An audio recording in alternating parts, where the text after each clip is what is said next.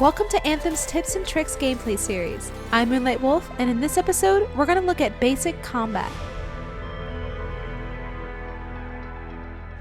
I know you're all eager to dive right in, but there are a few things you should be equipped for if you're really going to want to take advantage of your javelin's abilities. First off, you should know that every javelin has their own strengths, and there isn't just one way to play. The way you walk, the way you talk, and the way you bestow a mad hurt on your enemies is all based off of how you want to play. It's important to know that you won't have access to each javelin right away. You'll need to level up to unlock new suits. But don't worry, the journey isn't too far away. Your first suit is unlocked at level 2, second level 8, third level 16, and your fourth at level 26. Here are your options.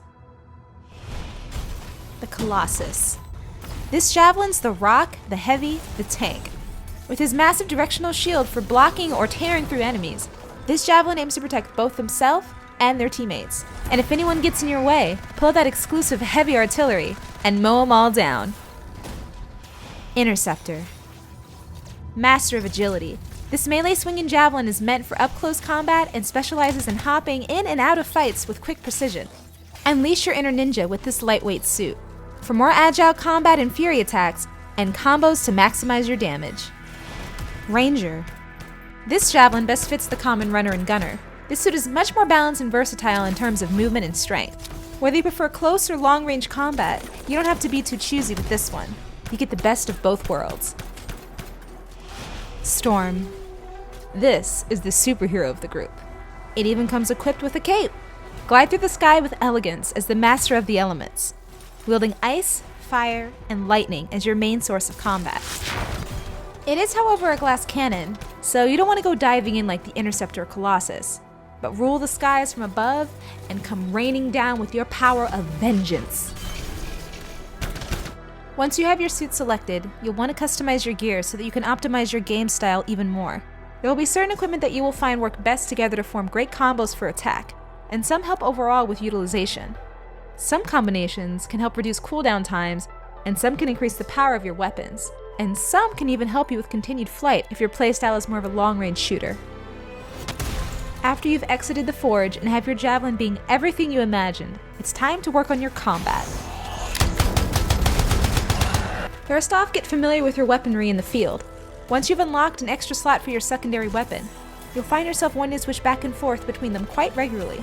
You can do this by holding the reload button to pull out your next gun, whether you need it for a long-range snipe or simply just to continue a fight while the other has exhausted its ammo. You should also be mindful of how you move while fighting. This isn't just a game where you're limited to the ground, so take advantage of that. If you want to remain in the air for an extended period, find a waterfall to cool off your jets, or hover over a body of water, or even a stream or a small lake. You'll notice your jet's meter will freeze in place, so you don't have to worry about overheating. Something else to keep in mind during combat is it's important to be mindful of your abilities' cooldowns. Each one is unique, and again, your gear can help shorten the times on some of these. But familiarizing yourself with the javelin's abilities will help keep your combos going and your fight in your favor. When you see the bar below your abilities on the screen fill up, that means you're ready to unleash the beast, i.e., your ultimate is ready. Each javelin has their very own ultimate, and we can utilize them in multiple ways. These are best used against large groups or extremely large enemies. I do not recommend using them on small targets, that is unless they really did something to make you mad, but that just sounds personal. If you're playing solo, you can first throw down your primer and then ult to maximize your damage. And if you're with a group, this can be done with quadruple the power. So yeah, you're gonna want to team up and make callouts. But your ultimate isn't just something to help you wreck phase. If you're low on health, you can also use it to boost your shields and health back up as a form of defense. Just hit your ult and use your jets to carry you to safety.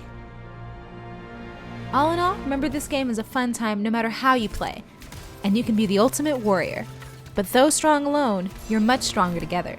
So it wouldn't hurt to find a random player in the launch bay, or even one who happens to be wandering around in free play.